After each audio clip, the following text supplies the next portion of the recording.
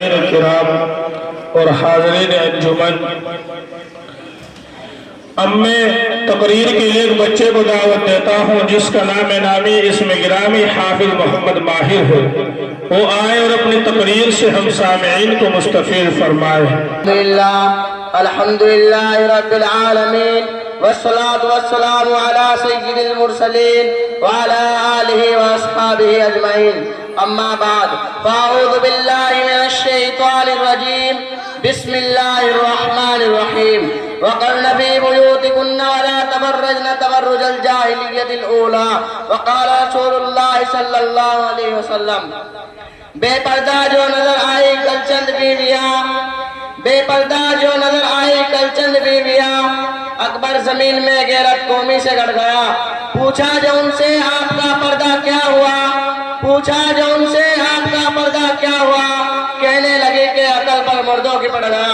معزز سامعین اکرام، حضور اکرم صلی اللہ علیہ وسلم کے بعد سے قبلہ جو عالم میں جہاں کفر و شرک، بت پرستی، چوری ڈکیتی، لوٹ خسوٹ، شراب نوشی، حرام خوری، جہالت و بربریت، ظلم و ستم، جور جفا، بچوں کو زندہ درگور کرنا، عورتوں پر طرح طرح کے ناروا مظالم جاری رکھنا، زنا، لور، بدکاری جیسی سینکڑوں مہلک خرابیاں موجود تھی۔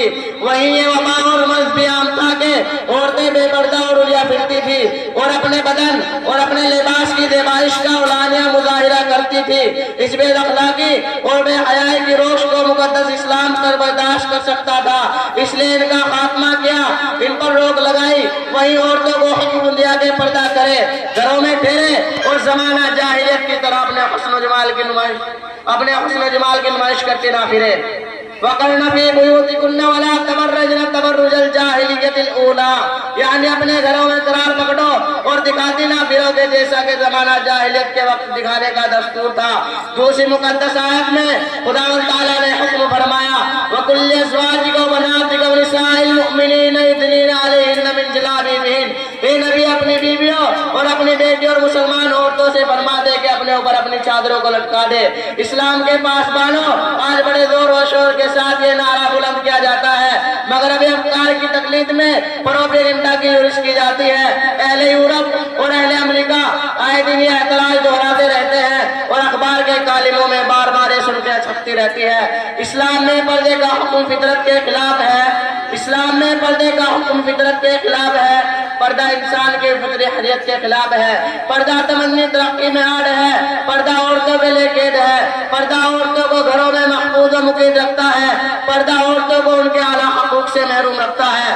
اور بہت سی مغربیت زدہ مسلم خواتین نے بھی اس پروپیگنڈا سے متاثر ہو کر یہ صدائیں بلند کرنا شروع کر دی، یہ آواز نکالنی شروع کر دی کہ ہمیں گھروں میں محفوظ و مقید رکھا جاتا ہے، ہمیں ہمارے حقوق سے محروم کیا جا رہا ہے، وفاتر میں ہمارا حق نہیں، انتخاب میں ہمارا حق نہیں، لہذا پردے کا توق ہماری گردن سے اتارو، ہمیں پردے سے باہر نکالو اور یہ تمام حقوق ہمیں حاصل کرنے دو۔ لیکن دوستو، یہ پروپیگنڈا بالکل غلط ہے، بے بنیاد ہے۔ تاریخ کا مطالعہ کرو، اشتر کی ورق گردانی کرو، چشم بصیرت سے اقوام کے حالات کو پڑھو تو معلوم ہوگا کہ حجاب اور پردے کا حکم صرف اسلام ہی میں نہیں بلکہ اسلام سے قبل جتنے مذاہب آئے ان سب میں پردے کا حکم موجود تھا۔ حضرت موسیٰ علیہ السلام کے سفر مدین کے وقت جن عورتوں کو اپنی بکریوں کو پانی پلانے کے لیے الگ روکے کھڑے ہونے کا ذکر ہے، اس کی وجہ یہی بتلائی گئی کہ ان عورتوں نے مردوں کے ہجوم میں گھسنا پسند نہیں کیا، وہ سب کے بچے ہوئے پانی پر قناعت کی۔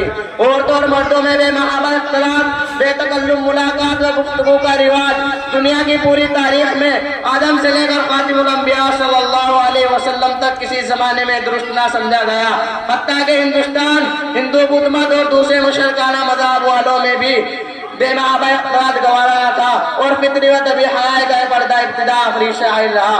حضرات گرامی، جہاد اسلام کا کتنا اہم رکن ہے، مگر عورتوں پر فرض نہیں۔ جمعہ کی نماز عورتوں پر فرض نہیں، عیدین کی نماز عورتوں پر واجب نہیں، ضرورت سے زیادہ علم دین کا حصول عورتوں پر ضروری نہیں۔ حج اسلام کا کتنا اہم فریضہ ہے، مگر عورتوں پر اس وقت تک فرض نہیں جب تک اس کے ساتھ محرم یا شوہر نہ ہو۔ یہ تمام احکامات صرف اس وجہ سے ہے کہ عورت حجاب اور پردے میں رہے. اس سے آپ پردے کی اہمیت اور فضیلت کا بخوبی اندازہ لگا سکتے ہیں. جماعت کی نماز 27 گنا فضیلت رکھتی ہے، مگر عورتوں کے لیے گھر میں نماز پڑھنا افضل ہے. نبی کریم صلی اللہ علیہ وسلم کا فرمان ہے کہ عورتوں کی نماز گھر میں افضل ہے اجرے میں نماز پڑھنے سے، اور اسی طرح کا کمرے میں نماز پڑھنا افضل ہے گھر میں نماز پڑھنے سے. حضرت علی کرم اللہ وجہ فرماتے ہیں کہ میں نبی کریم صلی اللہ علیہ وسلم کے پاس تھا.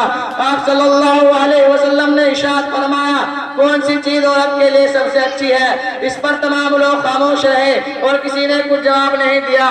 حضرت علی رضی اللہ عنہ فرماتے ہیں کہ جب میں گھر لوٹا میں نے حضرت فاطمہ سے پوچھا تو حضرت فاطمہ نے جواب دیا نہ عورتیں مردوں کو دیکھیں اور نہ مرد عورتوں کو دیکھیں. حضرت علی رضی اللہ عنہ فرماتے ہیں کہ میں نے پھر حضور علیہ السلام سے اس کا تذکرہ کیا تو آپ صلی اللہ علیہ وسلم نے کہا کہ فاطمہ نے صحیح کیا اور فاطمہ میرا ایک ٹکڑا ہے. اس حدیث میں آپ نے عورتوں کے لیے سب سے اچھی چیز یہ تجویز فرمائی کہ عورت مرد کو نہ دیکھے اور نہ مرد عورتوں کو دیکھے. امیر المؤمنین حضرت ام سلمہ فرماتی ہیں کہ میں اور حضرت میمونہ رضی اللہ عنہ نبی کریم صلی اللہ علیہ وسلم کے پاس تھی. اتنے میں ابن ام مکتوم جو نابینا تھے حضور علیہ السلام کے پاس آئے. آپ صلی اللہ علیہ وسلم نے فرمایا ان سے پردہ کرو. حضرت ام سلمہ فرماتی ہیں کہ وہ تو نابینا ہے، ہمیں دیکھ کہاں رہے ہیں. نبی کریم صلی اللہ علیہ وسلم نے فرمایا کیا تم دونوں اندھی ہو؟ کیا تم انہیں نہیں دیکھتی؟ حاضرین، باوجود کہ ابن ام مکتوم جو نابینا تھے کچھ دیکھتے نہ تھے، پھر بھی آپ نے کتنی شدت کے ساتھ امیر المؤمنین حضرت ام سلمہ اور حضرت میمونہ کو پردے کا حکم فرمایا. لیکن افسوس صدا افسوس، آج ہماری مائیں اور بہنیں باریک سے باریک لباس میں ملبوس و مطمئن ہوتی ہے. بازو ایک طرف کھلا ہوا ہے تو گلا دوسری طرف کھلا ہوا، اور میک اپ کر کے سڑکوں اور بازاروں میں پھرتی ہیں. خود بھی غیر محرم مردوں کا نظارہ کرتی ہے اور ان کو بھی دعوت نظارہ دیتی ہیں تاکہ وہ انہیں دیکھے اور ان کے حسن جمال کا چرچا کرے. ایسی عورتوں کے بارے میں حدیث میں سخت وعید ہے کہ نبی کریم صلی اللہ علیہ وسلم نے ارشاد فرمایا کہ وہ سی عورتیں زمانے میں ایسی پیدا ہوں گی کہ وہ لباس پہنے ہوں گی پھر بھی رنگی ہوگی، ان کے بدن پر لباس ہوگا پھر بھی برہنہ ہوگی، خود اجنبی مردوں کی طرف مائل ہوگی اور ان کو بھی اپنی طرف مائل کریں گی. یہ عورتیں جنت میں داخل نہیں کی جائیں گی، اس لیے کہ انہوں نے فتنے کا دروازہ کھولا، وہ دنیا کو جہنم میں دھکیلنے کا ارادہ کر لیا.